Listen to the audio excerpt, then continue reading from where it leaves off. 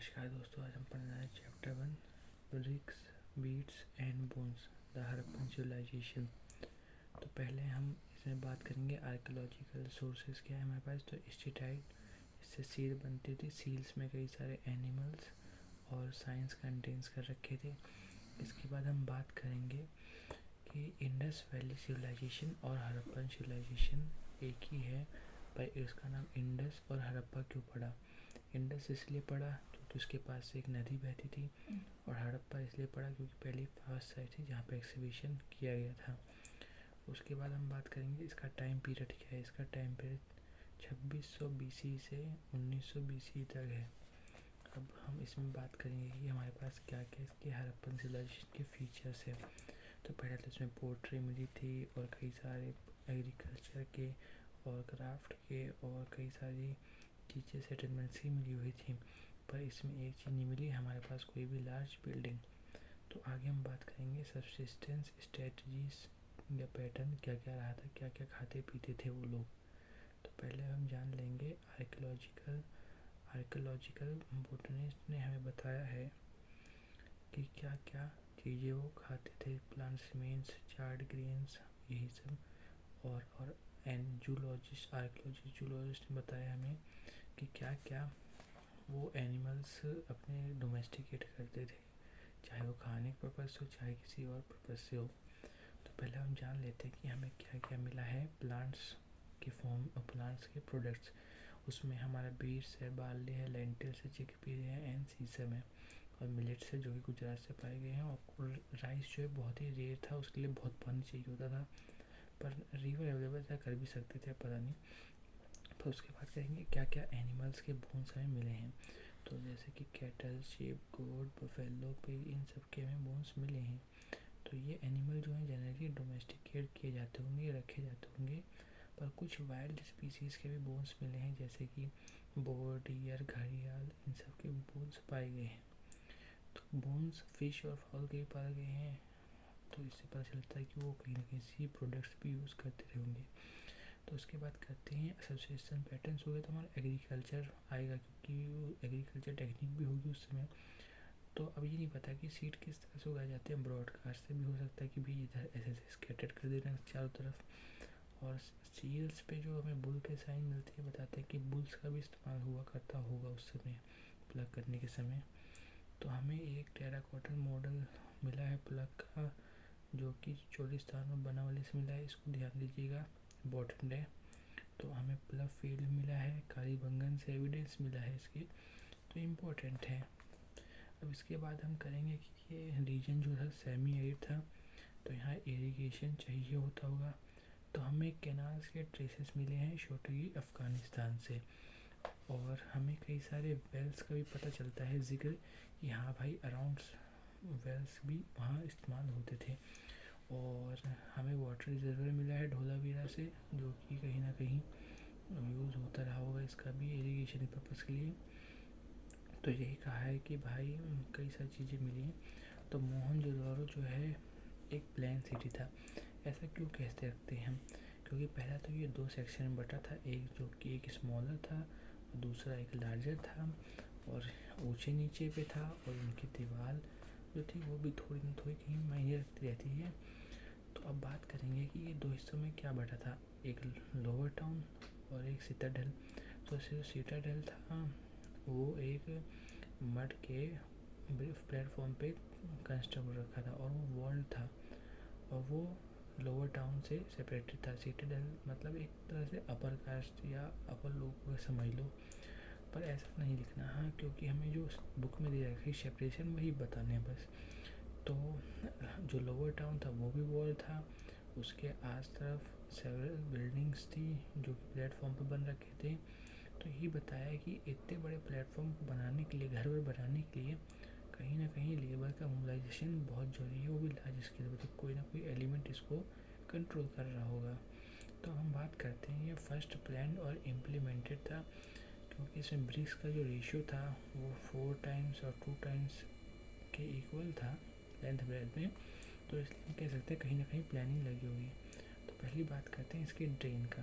तो ड्रेनेज जो था बहुत वेल प्लान था, क्योंकि जो लोअर टाउन्स और स्ट्रीट थे वो पहले बिछाए गए ग्रिड पैटर्न में कि इंटरसेक्ट करेंगे राइट एंगल्स पे। और तो उसके बाद बात करते हैं, पहले तो स्ट्रीट, पहले ड्रेनेज बना दिया गया, फिर उसके ऊपर स्ट्रीट, फिर उसके आसपास जो है हाउसेज बिल्ड करने की परमिशन दी गई थी। तो डोमेस्टिक वाटर जो है सीधा स्ट्रीट ड्रेन्स में जाता है। तो कहीं और हर घर में कोई ना कोई वॉल जो है वो स्ट्रीट से कनेक्ट रहता था, ताकि वो जो पानी हो रहा है उसको कहीं ना कहीं सप्लाई कर सकें सीधे ड्रेनेज के अंदर। इसलिए हर एक घर में स्ट्रीट से कनेक्शन जो ही था। फिर डोमेस्टिक आर्किटेक्चर भी बहुत अच्छा था, क्योंकि एक रेजिडेंशियल बिल्डिंग्स की तरह सर्व कर रहा था। जैसे कि हम बात करेंगे कि ऐसा क्यों, तो पहले तो सेंटर में कोर्टयार्ड होता था, उसके चारों तरफ कमरे बने हुए होते थे। तो कोर्टयार्ड में क्या क्या होता था, कुकिंग होता था, वीविंग होता था, यही सब होता था। अब प्राइवेसी की तरफ ये देखा था कि कोई भी विंडो बाहर की तरफ नहीं खुलेगी, जो भी ग्राउंड लेवल पे घर होगा, और एंट्रेंस जो है बिल्कुल डायरेक्ट व्यू नहीं देंगे घर के अंदर का। तो ये प्राइवेसी को मेंटेन करते हैं। तो कहा गया है कि एवरी हाउस के जो बाथरूम है वो ब्रिक से बने हुए थे, वो कनेक्टेड थे सीधा स्ट्रीट ड्रेन से। तो ड्रेनेज पैटर्न जो था उनका बहुत ही अच्छा था। और जो कई घरों में जो है बहुत वो सेकंड फ्लोर था, तो सेकंड फ्लोर जाने के लिए स्टेयर केसेस था कि रूफ पे चढ़ जाओ। तो उसके बाद कहा है कि अगर कोई पैसेंजर आ रहा है तो सीधा तुम्हारे घर में नहीं घुस पाएगा, वो अगर उसको कुछ करना वरना होगा तो पहले आएगा मेन एंट्रेंस पे, तब जाके अंदर का व्यू नहीं दिख पाएगा। और ये कहा गया है कि मोहनजोदाड़ो से 700 वेल पाए गए थे। मतलब मान लो कि वेल जो है वो कहीं ना कहीं कॉमन हो गया होगा। अब सीताडेल की बात करते हैं। सीताडेल जो है एक स्पेशल पब्लिक पर्पज़ के लिए यूज़ होता था। जैसे मैंने कहा था कि रिच लोगों के लिए नहीं कह सकते, पर एक तरह से कहीं ना कहीं इसकी ज़्यादा महत्व थी, ज़्यादा इम्पोर्टेंस थी। तो कई वहाँ पे वेयर हाउस पाया गया है। तो कई सारे ब्रिक के पोर्शन थे जो कि पाए गए हैं, और कुछ जो लकड़ी भी यूज़ हुआ होगा वो समय के साथ साथ कहीं ना कहीं डिग्रेड हो गया होगा। तो वहाँ एक ग्रेड बात था, इसको ध्यान देना भी इम्पोर्टेंट है। वो लार्ज एक्सटर्नल टैंक है जो चारों तरफ कॉरिडोर के हैं, और वो दो तरफ से सीढ़ी है उसमें, नॉर्थ और साउथ, जो कि सीधा टैंक के अंदर हमें ले जाती हैं। तो टैंक जो है एक पहला अर्लीस्ट एग्जाम्पल है वाटर प्रूफिंग का। मोटार लगा के कहीं ना कहीं से वाटर प्रूफ कर दिया गया है। तो अब इसके चारों तरफ जो है कई सारे बिल्डिंग्स थी। तो इसमें बाथरूम से एक पेड़ में, जिसमें कि हर सब बाथरूम जो है कहीं ना कहीं ड्रेनेज से कनेक्टेड थे। अब बात करेंगे कि हमें सोशल डिफरेंस कैसे पता चलता है। तो इसके लिए तो पहले तो हमें ब्यूटल्स का जानेंगे कि क्या क्या होता था। तो हड़प्पन जो है वो पिट्स में अपने लोगों को डाल देते जो मर जाते थे, और पिट्स जो है वो ब्रिक से लाइन कर देते थे। तो कई सारे जो ग्रेव्स थे वो पोट्री ऑर्नामेंट्स करते थे, और मानना हुआ उनका कि हाँ मरने के बाद भी एक लाइफ होती है। तो कई सारे ज्वेलरीज पाए गए हैं आदमी और औरत के ब्यूरियल से। तो जैस्पर 3 शेयरिंग्स ये भी पाए गए हैं। अब इसमें तो ये नहीं कह सकते कि हाँ भाई कि ये पक्का एविडेंस है, पर पाए गए हैं, तो इसलिए कहीं ना कहीं वो उनका विश्वास रहा होगा कि हाँ भाई मरने के बाद भी जीवन होता है। तो अब हम पढ़ेंगे कि उनकी लग्जरी के जो बताते कि लग्जरी का था या कॉमन आर्टिफैक्ट था। दो तरह के में डिवाइड है आर्टिफैक्ट्स, एक लग्जरी और दूसरा जो है यूटिलिटी रेंज, जिसका हमें कॉमनली यूज़ रहता है। फिर जो कि हमें डेली यूज़ का, जैसे ऑर्डनरी डेली यूज़ के प्रोडक्ट जो है वो ऑर्डनरी मटेरियल से बनते हैं, जैसे कि स्टोन्स का हो गया, क्ले का हो गया, पोट्री हो गई, निडल्स हो गई, फ्लैश ट्यूब हो गई, यही सब हो गई हमारे डेली नीड्स की है। तो ये कहीं ना कहीं लोकल अवेलेबल मटेरियल से बनती होगी। जो लग्जेरियस आइटम्स के होते होंगे वो जो बहुत ही रेयर होंगे और बहुत दूर से आते होंगे, और बहुत कॉम्प्लिकेटेड टेक्नोलॉजी से बनते होंगे। तो जैसे लिटिल पोर्ट्स ऑफ वेनिस, ये डिफ़िकल्ट था बनाने के लिए। तो यही कहा गया कि भाई ये भी पाए गए हैं कई जगहों से, तो हम कुछ कहा नहीं जा सकता कि हाँ भाई इसमें क्या व्यू रही होगी। तो इसके बाद हम बात करते हैं कि क्राफ्ट प्रोडक्शन के लिए क्या क्या चीज़ का इस्तेमाल हुआ होगा। तो इसमें हमें पहले बताया गया है कि कई सारे क्राफ्ट प्रोडक्शन होते हैं, जैसे कि bead making, shell cutting, metal working, steel making, bed making. तो इसमें भी कई सारे वैरायटी के इस्तेमाल होती चीज़ें बीड्स बनाने के लिए, जैसे कि carnelian stones, jasper, crystal, quartz and कई सारी चीज़ों का इस्तेमाल होता था। तो जो बीड्स हैं उनके शेप भी बहुत अलग अलग होते हैं, डिश के शेप्ड सिलेंड्रिकल, स्फेरिकल, कई सारे अलग अलग टेक्निक से शेप्स के बने होते थे।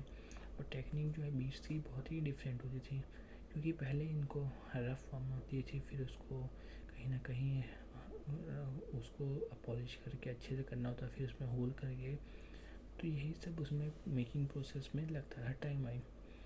अब तो यही बता रखा है। तो इसमें हमें कई सारी जगह से मिलता है, लोथल धोलावीरा से कई सारे ड्रिल्स स्पेशलाइज्ड जहाँ पे छेद होते होंगे वो पता चलता है।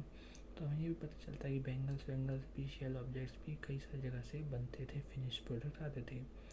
तो हमें सेंटर्स का आइडेंटिफिकेशन कैसे करना है, तो पहला तो रॉ मटेरियल के बेस पे, और दूसरा अनफर्निश्ड ऑब्जेक्ट जहाँ से हमें रिजेक्ट वेस्ट पाए जाते हैं। तो वेस्ट जो है वो हमें प्रोडक्शन की साइट्स पे मिलता है, बताता है कि हाँ कितने लेवल की प्रोडक्शन होती है, क्या क्या चीज़ लगा हुआ। अब इसके लिए हमें पता चलता है कि स्ट्रेटजीज क्या क्या रही होगी उनको मटेरियल्स प्रोक्योर करने में, पाने में अपने पास। तो पहला तो एक लोकली पाते होंगे, terracotta, block cast, transportation of goods और पीपल के लिए। तो कहीं ना कहीं वो लोकली कुछ चीज़ें मंगाते होंगे। तो इसके बारे में अब मैं दो बार बताना चाहूँगा। पहला तो इस्टेब्लिश सेटलमेंट, दूसरा एक्सपेडिशन सेंड करते थे। जैसे कि नागेश्वर बालाकोट में शेल पाया जाता है, छोटुकी अफगानिस्तान में, लेपिस रसूली लोथल में, कार्नेलियन स्टेटाइट राजस्थान में, मेटल राजस्थान में। तो यहाँ पे वो इस्टेब्लिश सेटलमेंट की यहाँ जाके बस जाएंगे, हाँ भाई हमें ये चीज़ चाहिए, यही है। और दूसरा वो एक्सपेडिशन सेंड कर देते थे, जैसे कि खेतरी रीजन हुआ राजस्थान का कॉपर के लिए, साउथ का रीजन हुआ गोल्ड के लिए। तो कहीं ना कहीं उनका जो कम्युनिकेशन रहता था वो लोकल कम्युनिटीज़ के साथ रहता था। तो ये बहुत ही डिस्टिंक्टिव कल्चर पाया गया जिसका नाम है गणेश जोधपुरा कल्चर, जो कि डिस्टिंक्टिव था फ्रॉम नॉन हरप्पन पोट्री से। तब ये कहा जाता है कि अब हरप्पा का जो कॉन्टैक्ट था वो आउटर वर्ल्ड के साथ भी था, जैसे कि हमारे पर्शियन की तरफ जो कंट्रीज़ थे उनके साथ। अब इसमें हम बात करेंगे कि कैसे पता चलता है। इसमें पता चलता है कि कॉपर जो है उस समय ओमान से आया था। ऐसा क्यों? क्योंकि केमिकल एनालिसिस बताता है कि ओमानियन कॉपर जो है वो हरप्पन आर्टिफैक्ट्स में से पाए गए हैं। तो हरप्पन जार जो कि एक coated thick layer black clay से वो ओमानियन साइड पे पाया गया है। इसमें कुछ ना कुछ भर के ले जाया गया होगा, वहीं छोड़ दिया गया होगा। फिर हरप्पन भी कई सारी चीज़ें स्पेशल्स के द्वारा एक्सचेंज करती होगी ओमान से, जो कि वहाँ नहीं होता। तो मेसोपोटामियन टेक्स्ट ने भी रेफ़र किया कि हाँ भाई इसको मगान कहा गया है ओमान के रीजन को। तो कॉपर वहीं से आता था, ओमान से और मगान से, उसी को कहते हैं। तो हमें पता चलता है कि निकल का ट्रेसेस से पता चलता है कि हाँ भाई इनके कॉन्टैक्ट थी आउटर वर्ल्ड से, और कई सारे लॉन्ग डिस्टेंस के जैसे इंक्लूड करते हैं हरप्पन सील्स, गेट्स और डाइस और बीट्स, यही सब। अब मेसोपोटामियन टेक्स्ट ने इनको कहा है डेलमून, जो कि बहरैन आइलैंड में होगा, मगान, बेलुआ और हरप्पन रीजन, कई सारी जगह से टेक्स्ट ने इसको रेफ़र किया है। तो हाजा बर्ड जो कि पिकॉक के लिए यूज़ होता है, पिकॉक भी शायद यहीं पाए जाते होंगे। तो ये कहा गया कि मेलुआ में कई सारे डिपिक्शन पाए गए हैं सी और बोर्ड्स के सील्स पे, तो माना जा सकता है हाँ कहीं ना कहीं ट्रेड रहा ही होगा इनका। और सील्स स्क्रिप्ट और वेट्स, सील्स और सीलिंग्स जो है कि लॉन्ग डिस्टेंस ट्रेड कम्युनिकेशन को फैसिलिटेट करता था। तो पहले तो किसी भी सामान का जो है वो माउथ जो है रोप से बांध दिया था, फिर उसके ऊपर सील पैक कर दिया था। फिर सील अगर लगी रहेगी तो मतलब हाँ भाई सामान के साथ कोई छेड़छाड़ नहीं हुआ। और जो सील्स है वो पर्सन की आइडेंटिटी बताते हैं, हाँ किसको देना क्यों नहीं देना। तो ये बहुत एंजाइमेंट स्क्रिप्ट है, क्योंकि भाई इसको पढ़ा नहीं जा सका, क्योंकि इसमें कुछ सिम्बल का इस्तेमाल भी हुआ है, कुछ वर्ड का भी इस्तेमाल हुआ है। तो पहले तो इसमें ये कहा गया है कि ये नाम ऑनर का और टाइटल बताता है, और एनिमल इसलिए डिपिक्ट करता है कि जो लोग पढ़ नहीं सकते वो कर लें। और ये बहुत लॉन्गेस्ट है, इसमें 26 साइंस कंटेन कर रखे हैं उसने, और ये बहुत सारे साइंस का इस्तेमाल हुआ है, अराउंड 400। तो स्क्रिप्ट जो है वो राइट से लेफ़्ट लिखा जाता है, क्योंकि शुरुआती में खुला खुला, बाद में चिपका के लिखते हो, जब जगह कम पड़ जाती है। तो यही बात किया है। फिर वैरायटी ऑफ ऑब्जेक्ट जहाँ पे हमें पाए गए हैं, जैसे seals, copper tools, rim of jars, copper, तो कहीं ना कहीं इन सब पे लिखा हुआ पाया गया है। तो राइटिंग जो है वो कई सारे ऐसे मटेरियल पे लिखा हुआ जो है वो समय के साथ साथ नष्ट हो गया, जैसे वुड हो गया, इन सब चीज़ पे। तो वेट्स और मेजर्स का इस्तेमाल होता था कुछ भी चीज़ एक्सचेंज करने में। तो जो वेट्स के लिए पत्थर का इस्तेमाल होता है उसको कहते थे चर्ट। अब आगे बताएंगे कि हाँ भाई इसमें लोअर डिनोमिनेशन के वेट्स होते थे, जैसे कि वो बाइनरी में रहते थे 1 2 4 8 डबल करते जाओ मतलब। और हायर जो डिनोमिनेशन के होते थे वो डेसिमल में होते थे। स्मॉलर वेट्स जो थे वो ज्वेलरी या बीट शीट्स को वेट करने के लिए होते थे। तो एंशिएंट एट्रॉसिटी उस समय क्या रही होगी, तो इंडिकेशन जो कि है हमें बताता है कि यूनिफॉर्मिटी है हर चीज़ में, चाहे सील्स हो, चाहे वेट्स हो, चाहे ब्रिक्स हो। तो सेटलमेंट्स कई जगह पे बसी है, तो स्पेसिफिक लोकेशन और लेबल इतने बड़े पैमाने पे मूव कर रहे हैं, तो कोई ना कोई ऑर्गेनाइज करता होगा। तो जो कि हमें लाल बिल्डिंग मिली है मोहनजोदाड़ो में, तो उसको पैलेस कहा गया है, पर उसके कोई फाइंडिंग नहीं एसोसिएटेड है जो कि उसको साबित कर सके। तो एक हमें स्टोन स्टैचू मिलता है जिसको हम प्राइस्ट किंग कहते हैं, पर यही है कि भाई प्राइस्ट किंग भी कोई उसका कोई भी वो नहीं हुआ कि प्रूफ हो गया कि हाँ भाई ये राजा था। तो ये एक रिचुअल प्रैक्टिस भी हो सकती है, बहुत कुछ हो सकती है, पर ये भी कहा नहीं जा सकता कुछ भी, क्योंकि इंटरप्रेट नहीं हुआ है ये वेदर ये पॉलिटिकल पावर था कि ये रिचुअल था, हम कह नहीं सकते। तो कई सारे ने ओपिनियन दिया है कि इसमें नो रूलर थे, कोई सिंगल रूलर नहीं था, सब इक्वल स्टेटस रूलर के स्टेटस था सबका, और कोई सिंगल स्टेट नहीं, सिंगल स्टेट था क्योंकि सिमिलरिटी था, आर्टिफैक्ट्स में प्लेन थे। तो ये कहते हैं कि एंटायर जो कम्युनिटीज़ थी वो कलेक्टिवली मेड थी और इम्प्लीमेंट करती थी इन कॉम्प्लेक्स डिसीजन को। भाई इसमें भी कोई अभी कंफर्म नहीं है, बस ये लिख सकते हैं कि कई सारे व्यूज़ दे रखे हैं लोगों ने। तो सिविलाइजेशन का एंड कब हुआ, 1800 से। जो मैच्योर साइट्स थी जैसे चोलिस्तान वो धीरे धीरे खाली होने लग गई। फिर जो एक्सपेंशन हो गया पॉपुलेशन का, न्यू सेटलमेंट में होने लगा गुजरात में, हरियाणा में, यूपी में। तो धीरे धीरे कहीं ना कहीं कई सारे आर्टिफैक्ट्स गायब होते गए। फिर वेट्स, सील्स, स्पेशल बीड्स, ये सब धीरे धीरे होते गए, डिसअपियर होते गए समय के साथ साथ, क्योंकि वहाँ लोकल आने लग गए होंगे, लोकल कुछ डेवलप कर लिया होगा। तो हाउस कंस्ट्रक्शन टेक्निक भी धीरे धीरे कम होती गई। फिर पब्लिक स्ट्रक्चर जैसा बताया था मैंने कि वो जो अपर से टर्नल था और लोअर टाउन था, वैसे भी स्ट्रक्चर हमें कहीं नहीं पाए गए हैं, और कहीं ना कहीं एक संकेत है। तो यही कहते हैं कि क्या क्या रीजन्स हो सकते हैं इसके डिक्लाइन का।